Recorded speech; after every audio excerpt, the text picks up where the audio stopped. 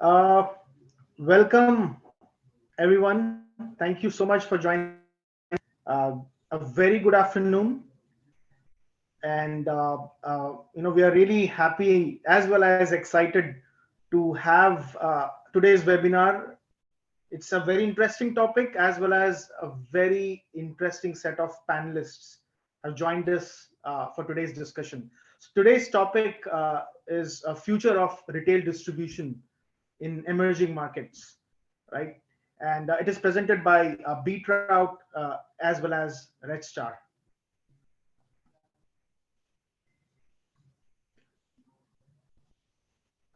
A bit about BeatRoute. Uh, if we go on the next slide. So a bit about BeatRoute first. So BeatRoute typically is an enterprise grade sales enablement platform, that is uniquely designed to boost, on-field engagement, to solve sales marketing landscape on ground for CPG industry, right? So the main goal of the platform is to help deliver sales goals on ground by solving people's behavior as well as process related problems. So that's what the platform does. Currently, more than 150 plus enterprise customers in 10 plus countries with 100,000 plus field users already use the platform.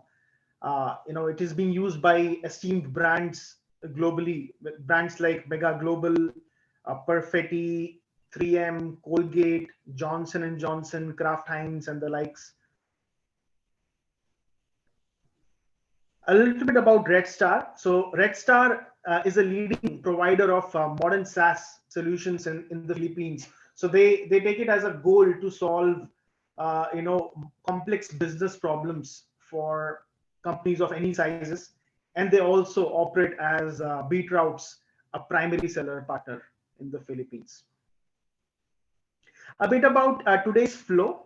First, we will have a quick round of introductions.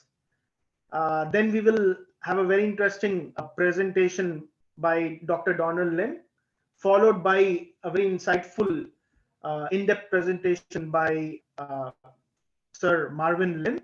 And then we will have a quick panel discussion with the speakers, followed by Q&A from our lovely audience today. A quick introduction about myself. So my name is Rohit, and I currently am part of international business team at BeatRoute. So I majorly work with global brands to solve pain points within their field sales and marketing landscape using our goal-driven platform. About our panelist, Dr. Donald Patrick Lim. So he's currently working as COO of DITO Telecom and Chief Innovating Officer of Odena Corporation. So prior to his current role, he has served in various leadership capacities in media, advertising, as well as in digital space. And he have already also worked as a country CEO of Dentsu Aegis Philippines, uh, Chief Digital Officer of ABS CBN Corporation, Managing Director of MDM Manila, and the list goes on and on. He has also bagged several awards and is also known as a marketing guru, digital marketing guru of the Philippines. Our second panelist for today, Sir Marvin Lim. So, sir currently serves as Mega Prime Food Incorporation's Chief Growth and Development Officer.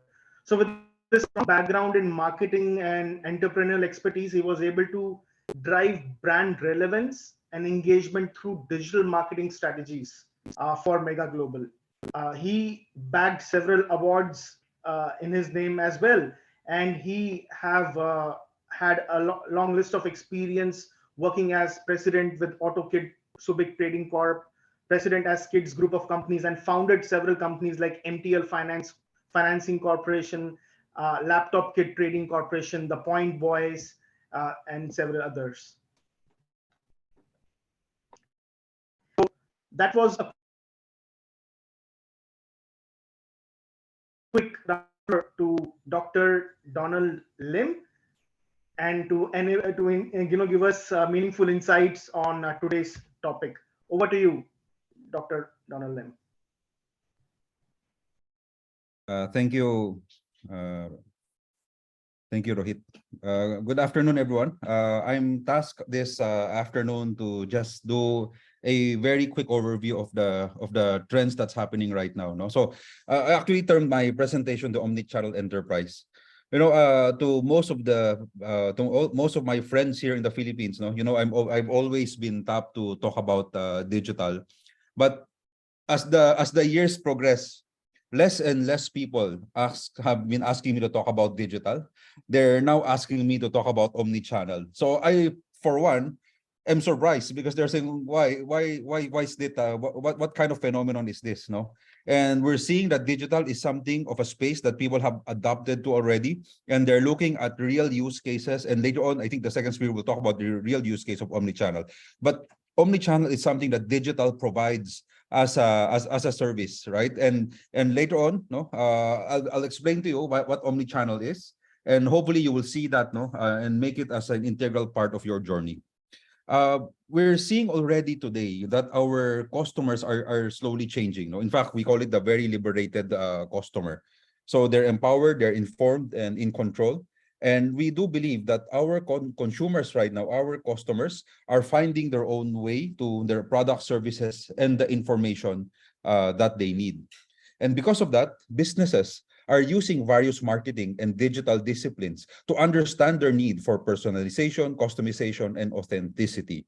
How many of us are already undergoing the process of when we talk about creating a platform for our customers, right? How do we look at the UI UX, right? User experience. What is the service design? How user-centric are we, right? And we apply certain digital thinking approach. So any product that we release has never been a one-off. Okay, this is the product and that's it. But usually we adapt depending on the needs of our customers. So for the longest time, we saw already that when people talk about customers, it's not a digital customer. We've seen also how generations have to move already, from one generation to the other. They're saying today that they call it a generation CX, and it's called the new customer movement. Okay, so I'll just take you a quick video on this. Did you hear that? That's the balance of power changing. We are your neighbors, your brothers and sisters, co-workers, kids, your grandmothers. We're the driver sitting at the red light next to you, the other passengers on the plane. And now we have the power. It used to be Madison Avenue, census data, focus groups, secret shoppers. It used to be jingles, endorsements, infomercials, coupons. It used to be the customer is always right, said those who didn't listen. But that was yesterday. Today, we found our voice. We are strangers, but we are organized. We won't wait for your big data. We want whatever, whenever, wherever. 9 to 5. We live 24 hours a day. We are a moving target. We move fast. We are a movement. We are cutting cords, changing the way things work. Status quo, status no. We brought down the taxi industry, but we are not the enemy. We are your opportunity. We are growing, getting better at getting better. We are your path to success, if you can keep up with us. We'll be on the winning team because we'll pick the winners. We are not millennials. We are families with more Facebook followers than you. We are not baby boomers. We are grandmothers who order Christmas gifts from a touchscreen. Gen X. Gen Y? No. We are Generation CX. And you can be too. If you listen to us, create for us, join us. Generation CX. Empowered customer today, they call it a Gen CX. So it's new customer experience. Today, it's not a battle already of even products itself, right? Creating a superior product is nothing unless you can deliver it via a better customer experience or a customer service. Because currently, our customers are always on, they're highly opinionated, and they want everything now. Our consumers are now in control of when, where, and how they would want to interact with a brand or a product. And that is why it is very important that the platforms we create should be responsive and seamless, rich in features. It should be always fresh. We have to be able to integrate the identities into each of these platforms, and we have to be able to provide instant gratification. I'm sure as I talk about this, you may think wearing a corporate hat, you might think that most of your companies that you represent are not here, are not like that. And yet you as a customer, you know that that is already your current expectation. And because of that, that is where, no, and this is already more than 10 years as a marketing principle, what they call omni-channel marketing. Omni-channel marketing is reimagining the digital customer experience. Because currently, right now, you're talking about, let's say, no, in digital, you have Facebook, you have Instagram, you have so many other platforms, you have your apps, you have so many other things, right? That you have in your from a platform perspective. Omni-channel marketing is all about integrating all of that. So omni-channel marketing is all about creating a continuum of customer touch points so that across multiple channels, so that you will be able to provide an engaging brand experience. Multi-channel means that a brand is on key channels. It means you are in every channel that is available. But omni-channel is the evolution of multi-channel. Each channel is aware of interactions on other channels, and the customer experience is seamless and consistent. Currently, omnichannel is in the early stages of adoption, but offers compelling ROI for many companies. So in my previous life in Dentsu, we saw already a lot of the Japanese companies, no? Because I handled a lot of Japanese brands. They're already applying a somewhat of an omnichannel approach, but in the Philippines, in the local market, very, very few. I was thinking earlier, if there is someone who is doing that omnichannel approach, I have yet to think of one that has perfectly executed it, right? However, the reality is, and you see the last bullet, the omnichannel experience is quickly becoming what customers are expecting. So if you look at the new landscape, right, you have a traditional, then you look at e-commerce. So the brick and mortar, all of us are very particular. No, we started just buying in an actual shop, and that is the experience that that's our minimum expectation. Then e-commerce comes in. So a lot of brands would say, okay, buy it in a store or buy it in our website. And then you saw multi-channel coming in because the rise of the other digital platforms, like buying it on social media, on Facebook, or even on TikTok, or wherever, right? So multi-channel approach. But omni-channel is using an integrated, seamless experience. So if you still do not believe in the principle of omni-channel, one basic argument is that, a lot of our customers today are into what they call showrooming. So this is where the customers would shop in physical stores, but would buy online at lower prices, though, or they also get points, they also get certain benefits if they buy something online. So in marketing, we always believe in a customer funnel, a marketing funnel where you have leads and then prospects and customers. But what we're saying right now is we look at the customer life cycle from linear to loop. So people would discover what you need, they would explore, then they would buy and they would engage with you. So it's a constant cycle and a constant loop. No? So again, the most fundamental difference is that if you look at multi-channel, you may have a store, you may have a web, a mobile, social media, or even a phone call, right? So all of these channels are available, but they are not integrated. So that's a multi-channel approach. I'm sure most of us are at this level. But omni-channel means that you have a complete integrated experience. Let me give an example. My client, when I was with Dentsu before, so I was with an agency, so Toyota, right? So if a Toyota brand, when you want to, for example, you would call or you would interact on social media, right? So, or if you go to their website, you can check. So when you log in your data, they immediately capture your data already. When you go to Facebook, they go to Facebook, you go to the website, the IP and the social media account, they will match it already. So now they link you to a single customer number. If by using your Facebook, they know your name, then you are already automatically signed in. If you use your mobile phone, every data, right? So they will have one customer ID for all of this. So that when you go to the store, and if you go to social media website, say, I would like to test let's say a Toyota Vios, right? When you go to the actual showroom, when you go there and says, hi, I'm Mr. Lim, right? They'll say, oh, you're the ones looking for a black Vios that you've said on your social media. It's ready for you already. So you do not have to tell the entire story of who you are and identify yourself again. I'm sure in many cases, like if you call a bank or a utility company, right? You would tell let's say a call center agent your issues, your problems, and then they would say, oh, after hearing everything, they would say, oh, it's the wrong department. Can I transfer you to another one? So when they transfer you, you talk to a new person. You have to go through that entire story once again and tell them the entire story. In this case, right? Even the call center perspective, if they're typing the data already and all your concerns, they would have transferred not only you, but the entire data sheet so that it's captured, right, in one single entry. So omnichannel is about a single view of the customer across multiple platforms, that when you hand it off to each platform recognizes you, right? And you do not have to reintroduce yourself on each platform. Okay, so that is the principle of omnichannel. Because what is important, right, is that when you need to engage the customers at all touch points, and it goes by different names, customer, user, or buyer's journey, the goal is the same: to better understand the myriad of interactions your potential customers have with your brand. If you apply a good an omnichannel approach, we always believe, no, in the agency, kasi we do what we call customer journey mapping. When we do a customer journey map, we look at, they learned about the car, for example, from a banner ad. So we already got their IP data, right? Or if they click on and they're on the content side, if they register, we already got IP and the data. Now we connect it already. And then if they read more info about the website, or even if they log on social, we connect it already to their social media.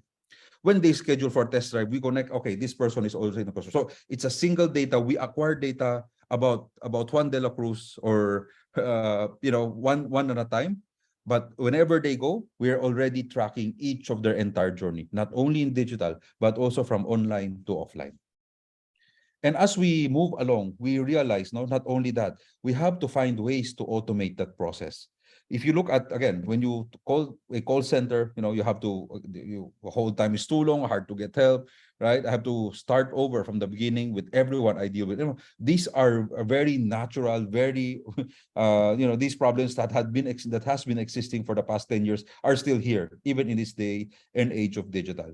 But what we're seeing already is that personalized services, is actually becoming very important. And currently, we need technology not only to provide the front-end interface, but at the back end, we should be able to get all of these data, right? And we have to be able to provide, even when we chat, not an actual person, but even using AI, we can already deliver a very personalized experience. So let me show you just a very quick as we move towards Internet of Things, we're going to see more and more applications of this. And I'll just show you a very quick video before I quickly wrap up, and then we'll go to a Q&A. But this is more on the IoT journey, where even the appliances itself, as we move to the future, right, where everything will lead us, a very totally connected experience, from our online to even all the way to the appliances in our homes. Meet Oliver and Kathy. Aren't they cute? This is a terrible way to wake up, but Kathy got a little overexcited making her lasagna surprise and forgot to turn off the oven. Surprise! And this is just the beginning of their problems. For instance, you know how there's a limit for how long you can put off car maintenance? Well, Oliver didn't. Come on! I'm no mechanic, but this looks expensive. Hear that? That's how this air conditioner with a failing capacitor cries for help. Of course, if no one listens... In fact, devices and appliances all over Kathy and Oliver's home are protesting this very minute. Have you seen this? And when the appliances revolt, guess who Kathy and Oliver are going to blame? This guy. Bless his heart, he's trying so hard. Can you hang on one second? But there's only so much he can do with outdated technology. Pretty bad, huh? Well, plot twist, this whole nightmare never actually happened. It was all avoided by a team of connected devices and a fully automated service center. How do I know this? Well, I'm part of the team. I'm Athena, their loyal virtual assistant. Rather than Kathy and Oliver not taking care of us, we're taking care of them. Let me show you. Remember my smoking oven friend? Well, he and others like him have been sending data back through the service organization. And product development found that ovens were left on by a lot of owners. So Mr. Oven got a genius upgrade that does this. So Kathy, Oliver, and the smoke alarm can sleep tight. As for the car, excuse me just a second. Hello, Oliver. Hey, Athena. I just wanted to inform you of a few maintenance items we need to take care of. Oh, yeah, good catch. Let's schedule a technician for maintenance. Great, consider it done. Oh, and my buddy the AC unit was able to notify the service center about its capacitor all by itself.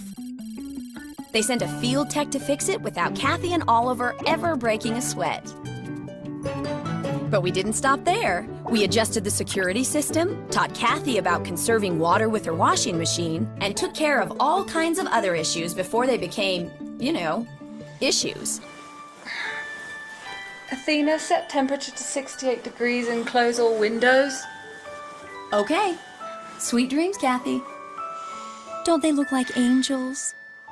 So now that the Olivers and Kathys of the world are all taken care of, the folks at the service organization can focus on making the customer experience even better. Athena, can you send me the results of the oven firmware updates on the TC17s? Sure, Chase. You should see them on your tablet. You also have 3 minutes until your executive meeting to discuss new automation. All right, awesome. Tell me a joke, Athena. Okay. So that gives you just a very quick perspective though, of how AI is now going to push the application of digital much. And so having said that, it's all about later on, we need to create meaningful conversations. You know, I remember 5 years ago, a lot of my projects were using Facebook chatbots and using it to interact. So sometimes we use a very, literal, very robotic interaction. So you just give multiple choices and people can choose and they would respond depending on what option you choose. And later on, we even assign people to do the interactions. But now we're seeing already that using AI, what we call conversational AI, you can actually respond in a very, very personalized way. Because in the end, it's always a balance of not only the functional focus, but before we talk about the functional focus, but now the emotional focus, all of them has to be working together because the brand today is driven by experience.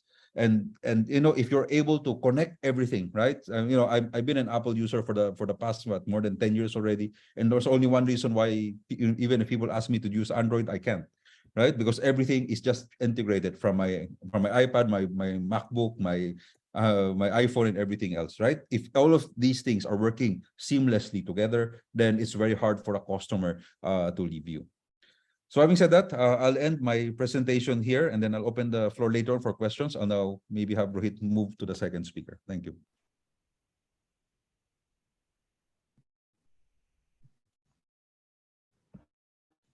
Thank you so much.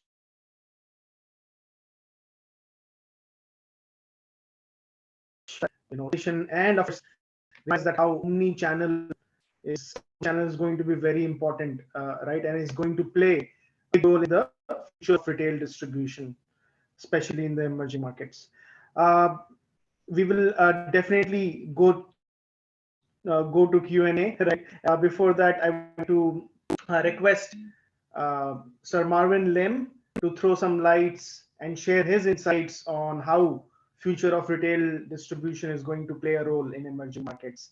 Over to you, Sir Marvin. Thank you, Rohit, and nice to see you again, Donald. Good afternoon, everyone. So I'm here to talk to you guys about how we're using digitalization, we're using BeatRoute, using all these types of systems in our business, which is very traditional heavy business. Just a brief background what we do. We're from Mega Prime Foods. We're into fishing, manufacturing, distribution. We're a vertically integrated company, so we specialize primarily in the operations of it. We do carry the #1 brand of canned sardines in the Philippines, which is Mega. And currently we're serving 30 regional distributors nationwide. Bulk of our sales, 70%, is still in the grassroots, the GT, general trade as we call it, and 30% still coming from modern trade, and a very, very small percentage in e-commerce. We directly service 80,000 stores through our distributors, and thus they also become a source of supply for other sari-sari stores nationwide. Our primary focus really is now on the CDE market. Just to show you a brief background of all our different products. No, we're just not in sardines, but we have canned vegetables, canned tuna, the sauces, and the noodles and whatnot. So we're really basically trying to fill up the pantries of the millions of Filipinos out there. So 2022, everyone thought it would be the best. It was the year we came out of the pandemic. Travel was out and alive, and business was booming. There was increased consumer spending coming out of a lot of different ayudas, they would call it, the support from the government. And hence, therefore, there was also inflation, inflation, inflation, inflation. I said that 4 times because we had to increase our prices 4 times last year, which is so abnormal because we usually increase our prices only every other year. So 2022 was really a difficult year because there is price elasticity, and for how much peso we increase, how much percent we increase, the volumes do erode. And we saw that throughout the whole industry that people were now trading down. This is the current inflation status from Kantar that was just released. As you can see, it was still growing, and now hopefully we have addressed it. It's gonna shape back down, but then it has already hit. So what has happened to the industry? What has happened to the Philippines because of it? Premium brands can justify their value proposition. A lot of people, especially in the upper scale market, which isn't our major or key target market, they will trade up. And those in our target market traded down. So a lot of people move to value brands, not necessarily moving from the canned sardine industry. They just opted to go with the value brand. They were less brand conscious, they were less loyal, and they really had to tighten their belts. And a lot of value brands out there are thriving. Unfortunately, our brands are not value brands. We are more in the upper scale because we try to derive as much value as we can through advertisement, through the processes, and through the innovations that we do. So there was a big shift in the market, and that's why we also had to emphasize new products. We released corn sardines. It's very, very low price sardines that, we introduced a new manufacturing process for it. So instead of 22 pesos, which are the current prices of sardines now, we're selling this at 15, which is around 3/4 of the value only. So we're seeing a good uptick in these value brands and value products that we released. And not only to the consumers, but we also had to provide a value for the customers indirectly and directly. So what I'm saying indirectly, we had to offer trade deals to the supermarkets. We had to make the supermarkets happy because their business also dwindled. And in our campaigns, in our marketing, we're not yet super omni-channel as Donald has said. We are multi-channels. We are still a very endorser-heavy driven consumer here in the Philippines. So we like to choose the endorsers and the campaigns that are multi-channel, meaning they're on TikTok, they're on IG, they're on YouTube, Facebook. So we're gonna hit across all different categories of their target market as an endorser. So for us, in our category, FMCG will remain a priority for shoppers. The brick and mortar stores are still there. It's still thriving. I just came from an updated Nielsen report this morning. They did say we're now totaling 1.39 million total stores in the Philippines. That's a 13% jump. And a lot of that is coming, surprisingly, from sari-sari stores. 15% growth in sari-sari store numbers. So we really see that people are tightening their belts. So henceforth that they can only afford to refill their pantries. As we all know, sari-sari stores are an extension of your pantry. Their basket sizes went down. So people also want to feel, touch, and try a product. And that's why a lot of people still go to the stores. I am an e-commerce adopter, but I'm not against it. But still, people, our target market, they still want to go there. They want to go to malls. They want to experience aircon primarily because we're a third world country. There's a lot of lack of parks, lack of greenery. So people really love going to these places and experiencing the products as well. We also identified different shopper behaviors, or different shoppers out there. There are the frugal ones. There are the ones that are for more experiential shoppers, or the ones for the bargain hunters, or the essential ones, and of course, the top tier quality shoppers who always look for quality regardless of value. So we had to identify those and adjust our campaigns, adjust our target, our pricing, our promotions to each one. We have a multi-channel showcase. It's not omni-channel again. So we have Lazada, Shopee, which are contribute to maybe 90%. We still have it, our own e-commerce space, but maybe it's hard to go against the big two, especially if you're a small FMCG company comparative to the big multinational one like us. We treat e-commerce more like a convenience store. We see that people we have to be there as a showcase. In all honesty, we're not in e-commerce to earn money. Our type of products are very heavy. The logistics of it is very hard, so we're just there for showcasing.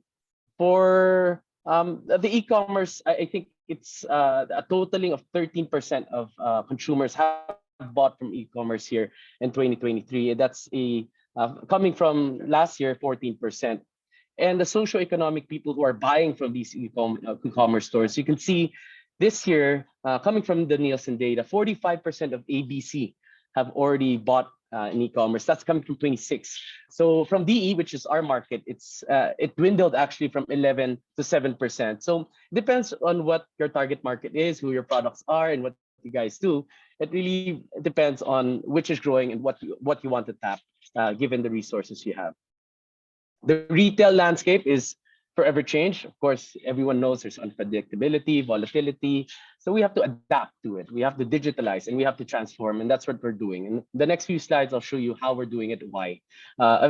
Primarily, of course, why is that we want to win with customers. If we don't change everything internally, we won't be able to win with our customers externally.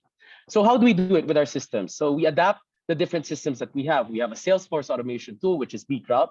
We've been with them for 3 years. Been quite happy. They're adjusted, and we're now in the talks to further use it and develop new capabilities for our sales force to use. We're developing a merchandising app. I think BeatRoute also has that. An ERP, upgrading that. We have an HRS, WMS, low-code apps. All these highfalutin words. We have a planning app called Anaplan. Everything is intertwined into mega business systems. And what we wanted to target is really capture the central source of truth. Just have one number internally and make sure all our strategies and data and activities are central towards that. For our distribution, our key KBDs, key business drivers, important to track is how many stores are we currently covering now? How many SKUs are being sold? What is the unique buying accounts? What the productivity of each salesman? What is the on-shelf availability of our products in the store, the share of shelf? So all of these factors really contribute to the end goal of increasing volume, increasing distribution. These are the actual applications and the usage of data that we have together with our SFA. We have different customers, as I mentioned earlier, to our distributors, to our trade. We have to manage their order. We have to manage their financials. We have also intercompany transactions, and of course, the merchandisers that help us. So we try to use a science-based approach using all of these data. We try to use, or hopefully we'll be able to use, analytics and AI.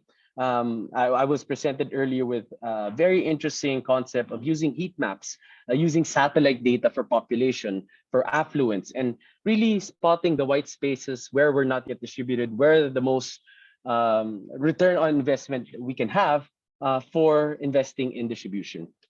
Another good thing about Salesforce automation and our investments in digitalization is we have real-time data. So all our salespeople have the attendance, productivity. We have daily sales report, efficiency measures. All our marketing campaigns and efforts are there, and we also able to track competitor activities and pricing. So wrapping up, what's in it for the distributor? I mean, our distributors are our lifeline. They're our partners. Of course, their main question is how will they be able to earn more? How will this make their business better? So we just have to train them, show them the dashboard, show them the efficiency tools, the analytics and management tools, and the KBD performance analysis that we have using these digital tools that can help them. So lastly, I think the main point I want to drive is that if we want to go digitalize, if we want to advance digitally, it requires the whole company to do so. It can't just be the sales and marketing to drive it. It has to require everyone in the company to transform the way they think, transform the way they do, and that hence each of our different departments that we have are also digitalizing in some aspects. So yeah, I guess that's it for us and how we use the current tools and digitalization factors for our company. Back to you, Rohit. Thank you so much, Sir Marvin Lim.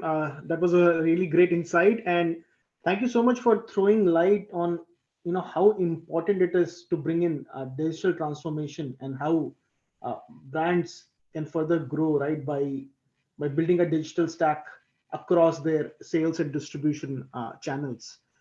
Uh, well, uh, I just had a very you know I was eagerly waiting to ask this question to both of you. Uh, you did share the importance of multi-channel approach, right? Pero that was with consumers, right? With the consumers. So distribution companies, also deal with B2B customers like their wholesalers.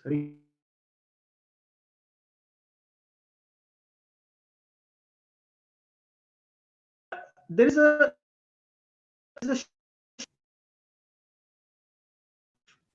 right wherein there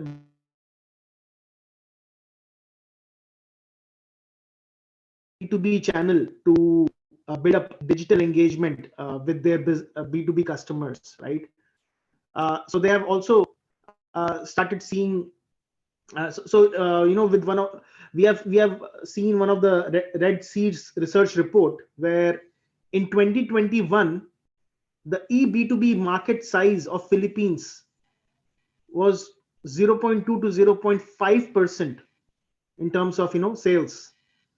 0.2 to 0.5% of the sales was coming from eB2B channel, and there is a prediction that by 2026 almost 1% of the sales will come from eB2B channel, FMCG being the highest market share, followed by building material, medical supplies, fashion, and electronics.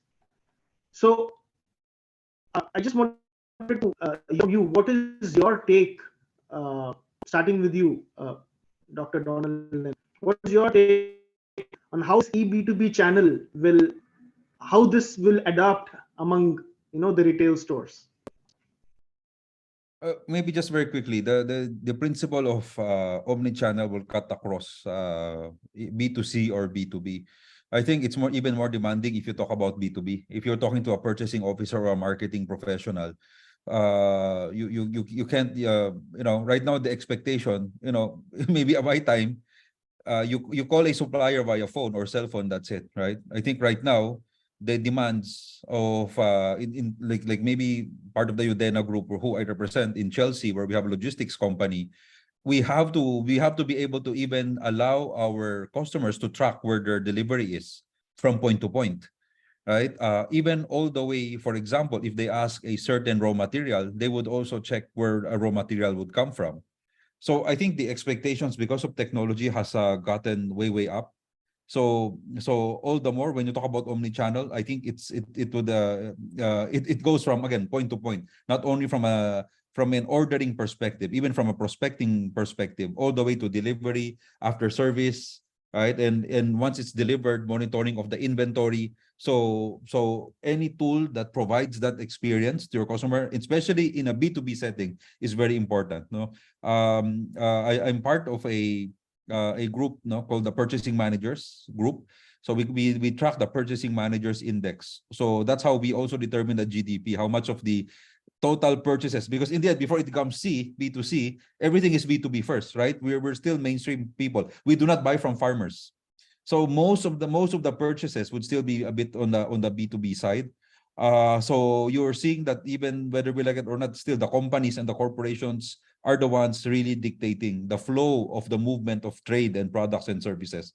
So currently, right now, I think a B2B solution is all the more very important, especially if we have B2B, if we're a B2B organization. Okay. Great. Sir Marvin, what's your take on this? I think it's something definitely that is growing, and we're focusing on. There are a lot of new e-commerce company popping up. One of which is Grocery. It really touches base with our target market. I mean, the traditional side, sari stores, how many they're tapping. Everything I mentioned a while ago can be solved through the use of these technologies that will enable us to make our routes more efficient and make everything easier and cost effective for us. So I fully agree and fully want to involve ourselves in more E2B, B2B systems that are out there. But then it does seem that it won't grow as fast as others, but yeah, we're ready for that change. Great, great. We do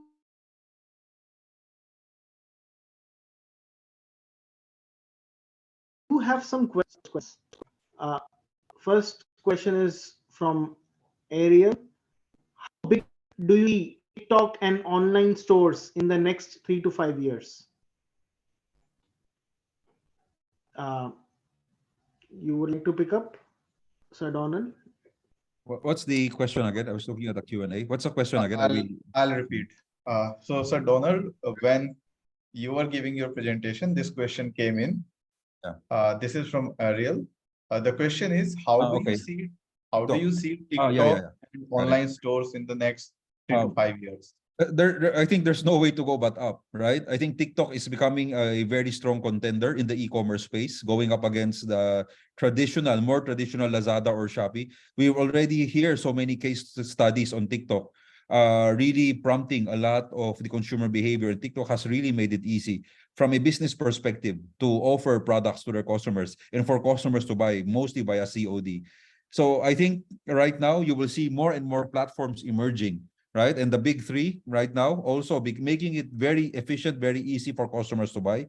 So it's going to be a matter of time when you will see more and more products shift towards e-commerce. I think that also, I think it will yeah, a bit, no? Yeah, that makes sense.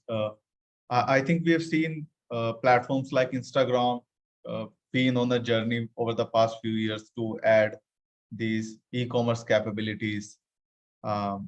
Sir Marvin, this also ties into what you mentioned about e-commerce. You see this as a way to showcase your product, if not necessarily bringing in big bucks, but it can bring eyeballs to your product in many ways. I think that's true for TikTok also, right? How do you see that playing a role for your distribution?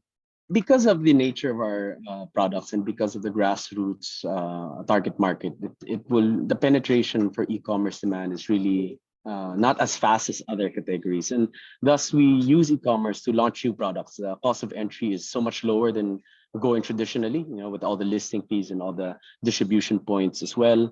So e-commerce is really for us to showcase certain deals or do some test markets. We do use TikTok shops as well. Traction is not yet there. Depends on the TikTok influencer we can get as well. So a lot of these purchases online, I saw from a study, I think 49% of people buy online through the influence of their friends. So using these friends, these micro influencers, and being able to be there when you first launch a product and make sure that you get their eyeball and hopefully translate it to actual purchases in store. And that's for us the objective of why we do it. That definitely makes sense. So we have another question. We have two more questions, by the way. So I'll pick Soham's first, and then I'll come to Cheney's question. So it's about, Donald, you might be able to see this, but the question is about data privacy or security concerns with the omni-channel approach to sales and marketing. Actually, the older form of gathering data is actually more dangerous. We've seen gas stations, supermarkets, you put your name, address, and signature. If you go digital, it's actually very secure. If you put it on the cloud, some are also encrypted already. So even if you talk about the only time that, for example, a customer service rep would open it is when the customer is there already, right? And that's when you see the history of data. I think also what is more important is that the customer, the employee who is accessing the data should sign confidentiality with the companies, right? Because of course you can screenshot it, you can do something, right? So I think that has to be on the end, but on the tech side, it's actually more and more secure right now. So I think we just have to, even like we're the BPO capital of the world. I mean, India and Philippines combined, right? So I think we just have to have a confidentiality agreement with all our service providers to make sure that no data gets out. That makes sense. So the next question we have is from Sheni Galano. Sorry if I botched up the name, Sheni. So the question is about, so I'll put this to Marvin first, because he was talking about segmenting or looking at the customers in different segments, trying to figure out what should be pitched to what kind of customer. So the question is primarily about how do we market to different customers? Do we just go by the generations? Like, are we targeting something to Gen X and something else to Gen Y or millennials? Or how do we track that with the consumer behavior? That's also changing at the same time. You might be able to see the complete question, Sir Marvin. So let's go with that. Yeah, I don't think we should market by generation.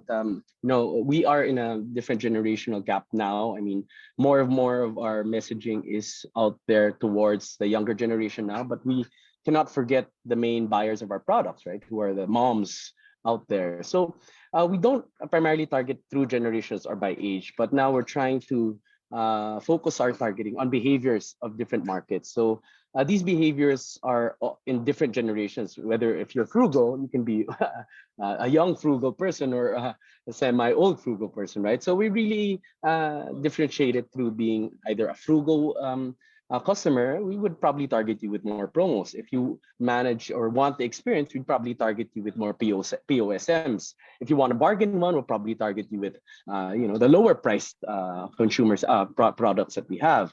For quality, the higher price one, and thus much. So we really target it based on the behaviors that we have right now. And the behaviors are also noticed in the way they consume social media and even TV and even radio. So if we understand really the behaviors of our target market, we can then therefore try to do omni-channel approach in marketing. But then we still have yet, I think we need Donald's expertise there. We still have yet to close that loop and really truly become an omni-channel marketing company, of which I hope to be so in the future if the right channels are there for us to tap. Yeah, we think Mega is moving in the right direction. We are seeing some signs of what you are doing, and we'll be looking forward to how things progress. I'll address the audience, all the participants here. Guys, we are actively picking up your questions. So drop your questions in the chat or in the Q&A session. We have 10 minutes and we'll try to answer all of your questions before the time runs out. One thing that I would like to ask one by one to each panelist here is, what would be 3 key takeaways that participants here should walk away with about how, because a lot of people who have joined here, they are from retail brands, distribution, CPG industry. So what should be the 3 major trends that you think are going to happen in the distribution? Sir Donald? Okay, so for me, number one, when I started, I'll just align with what I said. The customers have changed and they're very different. So you have what we call a single view of the customer. So when you move them across different platforms, you only have to have one single view. So whether that's Nikhil Chaudhary has to be present across all your history, your queries have to be in one database. So before, when we look at database, we only get names and demographic data. I think we have done beyond that. That's 10 years ago.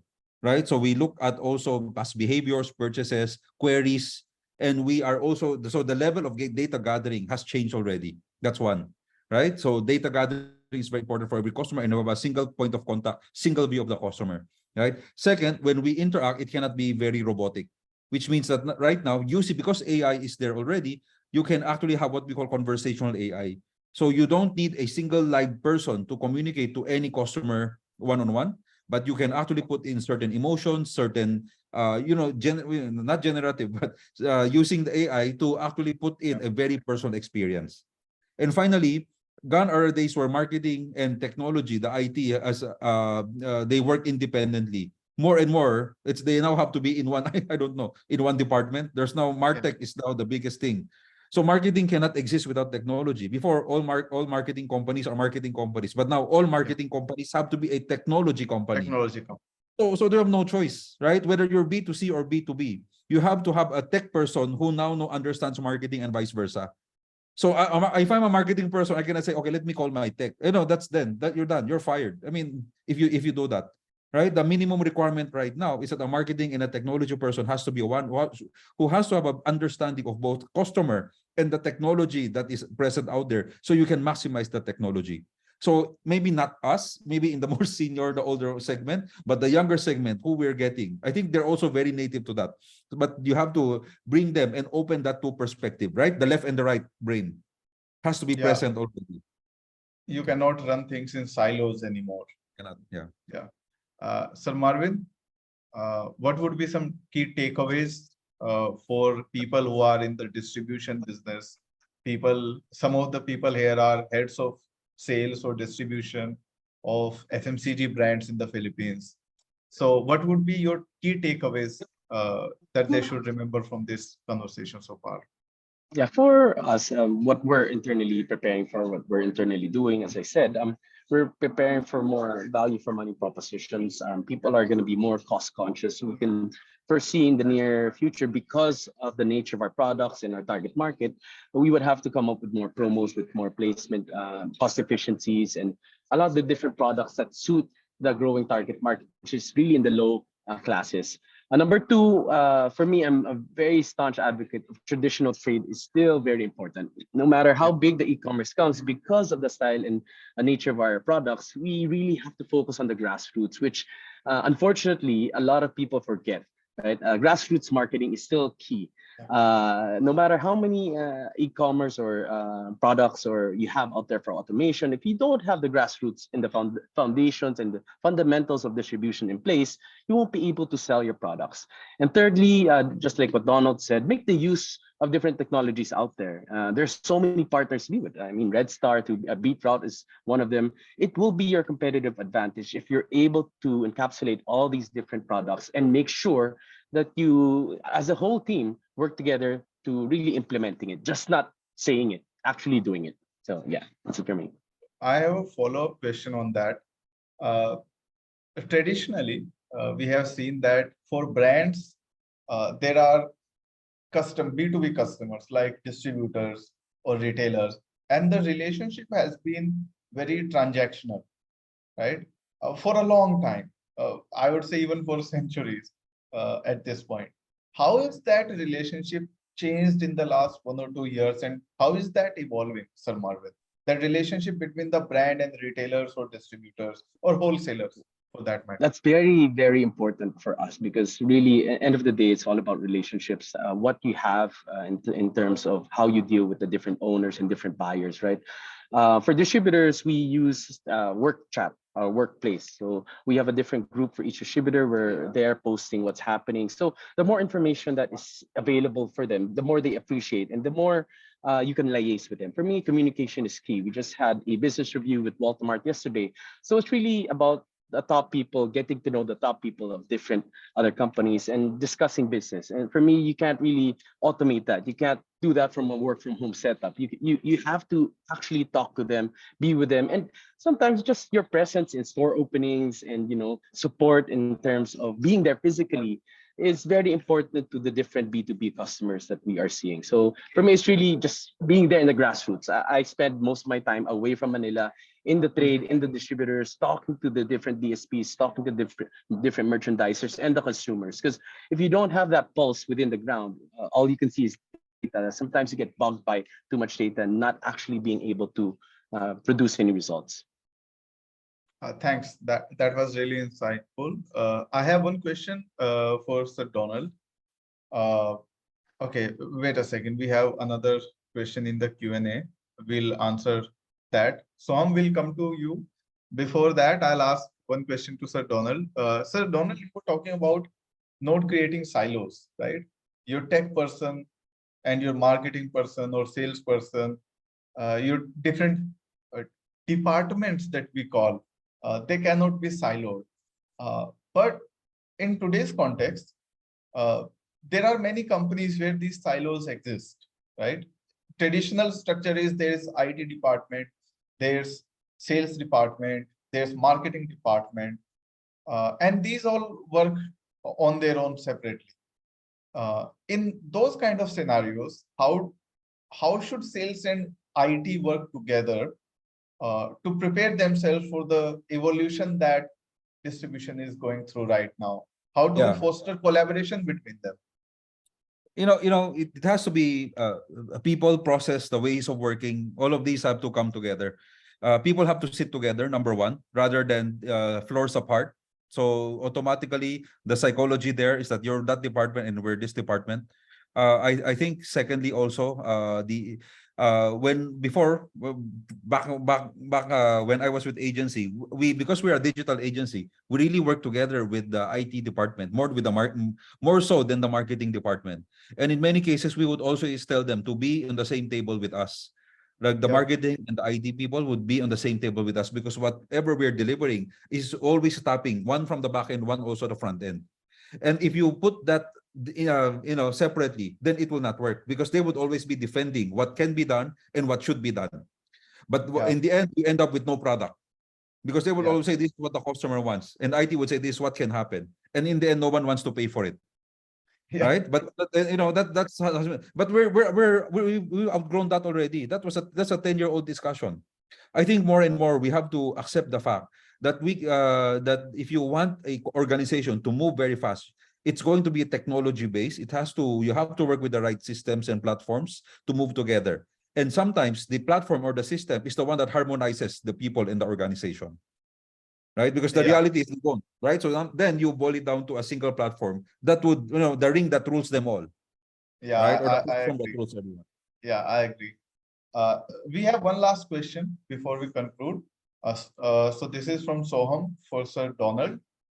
It's about how if trade regulations change or there are unforeseen circumstances, like we saw with COVID around 3 years back. So while trade regulations may change, I think what omnichannel espouses is really customer first, customer always, right? So a single view of the customer, regardless of what happens, right? You will always stay true to where the customer is. With COVID came, they will be going into digital. They maybe do less of TV. They are now on Netflix. You follow the customer where they are, so you can approach them better. That is the basic principle, right? So that you can go and talk to your customer in the most efficient manner and the way that is not very disruptive to them. Yeah, and that's what we saw during COVID. Companies which had set up an omni-channel kind of system in place, companies which had multiple options to distribute their product, market their product, they were able to pivot much faster. They were able to still reach their B2B customers, their B2C customers, even when there were a lot of restrictions on the traditional physical movements. So those companies were still able to either survive much better or at least pivot to digital mediums much faster, because they already had that omni-channel approach in place to a certain degree. Okay, guys, so we have approached the 1 hour mark. This discussion, I think this was just picking up. It was really fun. Thanks, Rohit, for moderating it so well. Thanks, Sir Donald, Sir Marvin, for sharing your insights. We have already received some private messages from attendees who are asking for recordings or presentations. So we are going to share that with everyone by tomorrow over email. We're going to do that. We'll also send some supplementary material along with the webinar recording, so that you can get more insights, more information about how the retail distribution is evolving. So do keep an eye on your inbox, guys. You are going to hear from us. Any closing remarks, Sir Donald, Sir Marvin, before we conclude? Well, from my side, I think we're living in a constantly changing world. That's what Marvin said. So you whatever you're doing right now, you won't be doing it 2-3 years down the line. So you have to keep on learning. You have to keep on evolving. You have to keep on being what we call agile, right? Because we can, again, the organization cannot be stagnant right now. So we have to keep pressing forward, right? Thank you. Yeah, definitely. Yeah, I fully agree. I mean, if we don't keep on changing, if we don't look for new alternatives to grow, if we're not in these types of webinars and partnering with the right types of people who can help us grow in each aspect of our business, it's going to be hard for us to, you know, break through with the competition because everyone else is trying to do everything that we're doing today. So what will set us apart? So we really have to look at that. Yes, definitely. Okay, have a great day, everyone. Thank you for your participation, and hopefully we'll meet again in another one of these sessions.